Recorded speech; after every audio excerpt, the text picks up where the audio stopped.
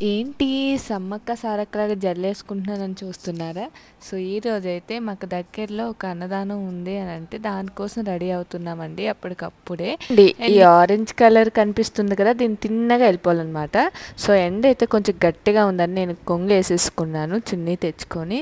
And ఇది స్తంభం కనిపిస్తుంది కదా! ఇది పెడితే గానీ మాకు భోజనాలు పెట్టరు అనేసారు. ఇది చాలా టైం పట్టింది. వెయిట్ చేసి కళ్ళు కాయలు కాసేసాయండి.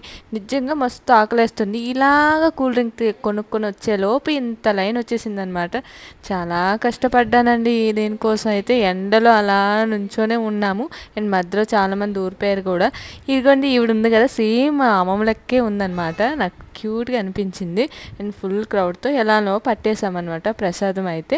అండ్ ఈ ప్రసాదం మీరు కూడా కొంచెం తీసేసుకోండి, మీరు కూడా మొక్కేసుకోండి. శ్రీరామనవమి కదా, అందుకే అన్నదానం పెడుతున్నారనమాట.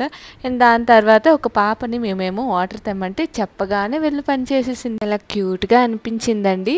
అండ్ దాని తర్వాత వీళ్ళు మా ఫ్రెండ్స్ అనమాట. అక్కడికి వెళ్ళాక పరిచయం అయ్యారు. అందరికీ హాయ్ చెప్పమంటే చేయలేదు. చాలా గడుసోళ్ళండే. సో ఫైనల్ వీడియో అది నచ్చితే